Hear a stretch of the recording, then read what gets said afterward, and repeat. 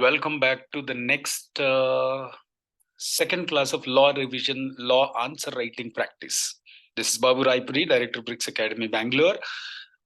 Those students who are appearing for CA Foundation, whether it is December exam or future exam, whatever, generally, most of the students are getting confused as to how to actually write an answer for case law oriented questions. Institute has already given model answers. Institute has already given model answers. So I'm not developing model answer. I'm a subject expert, but I'm developing model answers based on ICAI only. Institute has given clear-cut models. So much of resource is there, but only thing is we need to explore and come to a conclusion, etc. So anyway, we teachers are there to explore such model answers given by Institute, and don't worry about that. Please, only thing is you regularly follow this channel and please do subscribe. For the Institute's sake. Okay, you might be thinking, oh, Babu sir is earning money through YouTube channel. No, that is not the objective. The objective is only to make sure all of you who are writing CA Foundation should have a clarity, because out of 4 subjects, law, accounts and law, economics and math, statistic, logical reasoning, you know very well you have to score better in descriptive answers, because if you don't score better descriptive answers, you will definitely face problems when it comes to aggregate. Okay. Having said that, let us now delve into the second important class of how to write law, case law question answers. Okay, I am giving you exactly the idea. So because end of the day, it is not compulsory that your answer has to be like this only. As long as your concept is same, your presentation is according to the ICAI guidelines, then definitely you will get marks. But make sure one very important thing, maybe majority of the students are losing marks because of not writing sections. If in case you could remember sections context wise, concept wise, please do present sections. I'm not saying you will fail without writing sections. Even without writing sections, 100% in the sense 50 marks you will definitely get, but all answers must be perfect, no? If in case you write an answer for 5 marks, that to case law question, if you mention section, there is a possibility you will get good marks. Understood? If whereas theoretical straight theory questions are also there in law foundation, if you don't write section, nothing happens. Okay, look at this now. I'm solving right in front of you one very important question, taking a concept from the textbook itself, so that you will have a clarity. Oh, this is the concept which is connected. All right, guys. So the first important read the question. Okay, this material for Bricks Academy students, I will be sharing it in your WhatsApp groups. Other students, if in case you want to have this kind of material whichever is made in these videos, please do call us on 951 333 I repeat, 951 333 We will be sending you these copies which are recorded in this, I mean material whichever is there, if you want. No issues. Okay. Question number 1. One question only I'm solving today. See the question. Mr. X, a businessman, has been fighting a long drawn litigation, means suit in the court, with Mr. Y, an industrialist. So X and Y, there's a dispute going on in the court. To support his legal campaign, he enlists the services of Mr. C, means he took the services of Mr. C. Who's actually fighting a case? Mr. X is fighting a case against Mr. Y. So Mr. X is in need of something called, Mr. X is in need of some legal advice, legal services. So Mr. C, a judicial officer, stating that the amount of rupees 10 lakhs would be paid to him if he does not take up the brief of Mr. Y. To support his legal campaign, he appointed the services of Mr. C, a judicial officer, stating who's stating X, that amount of rupees 10 lakhs would be paid to him if he does not take up the brief of Mr. Y. So it says, don't take up the case of Mr. Y. Oh, that means being a legal advisor, he is deciding whose case I should take, whose case I should not take.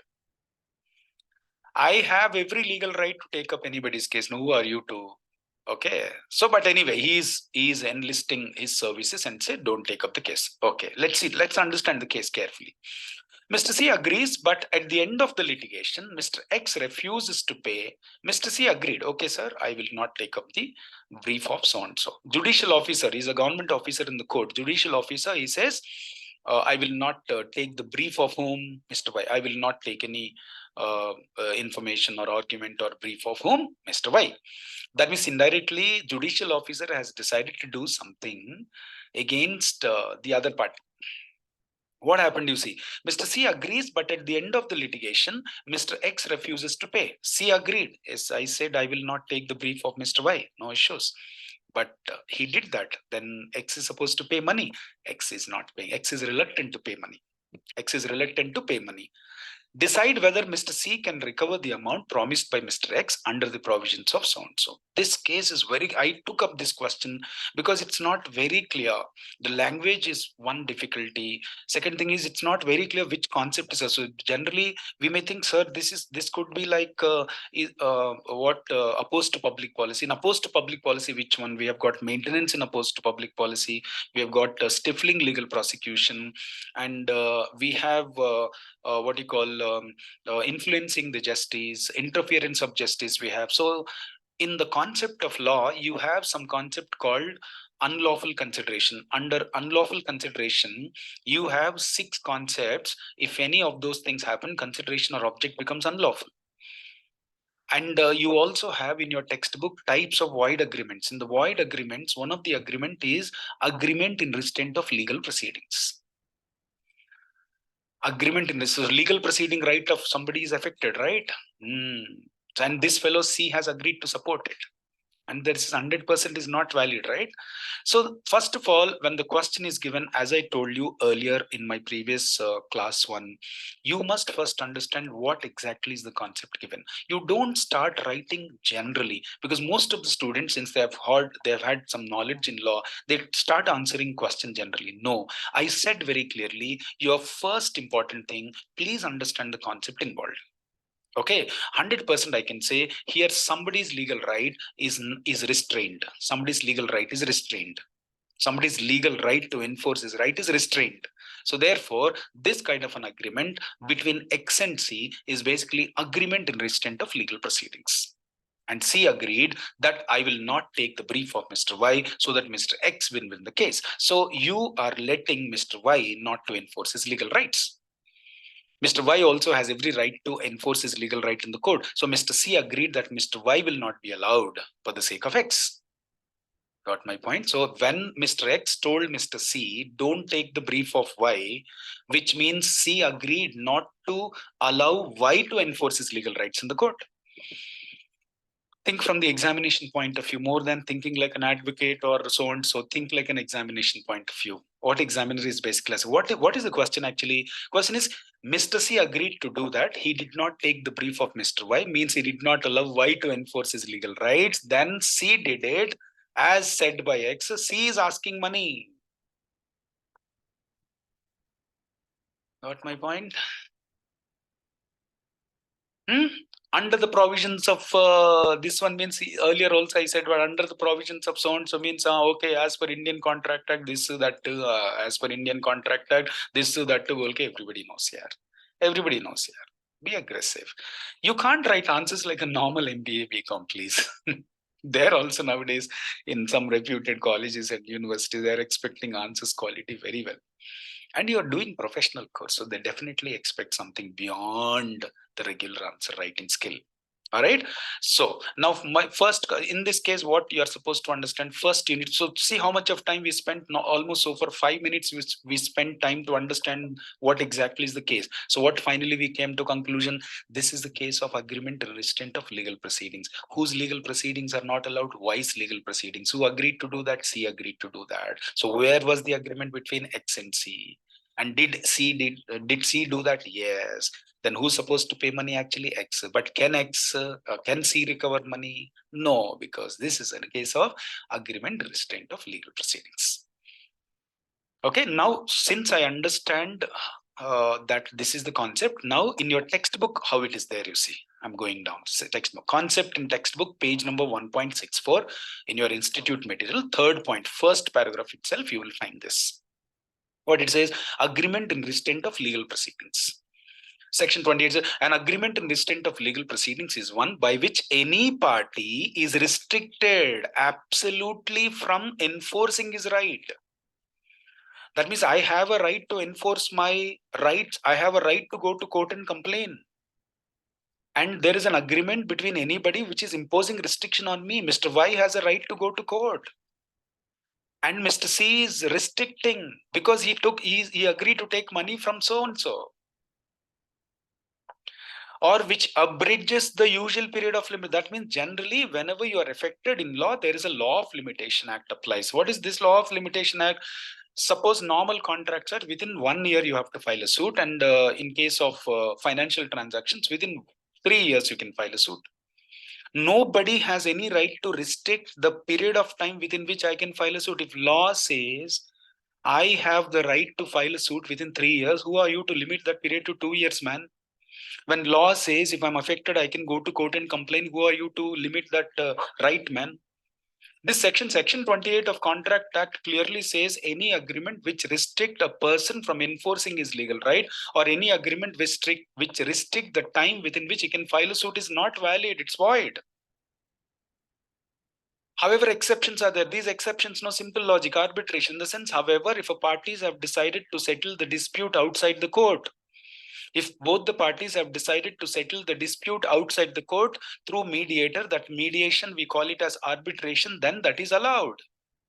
That is allowed. Exception is this one. Second point is what? Parties agreed to refer case to arbitration, either already there or in future, whatever. So overall, in this question context, you don't have to write about arbitration. At the most, you can write, however, if the parties have decided to settle the dispute outside the court through mediation, it is called arbitration, then fine, you can stop the legal proceedings.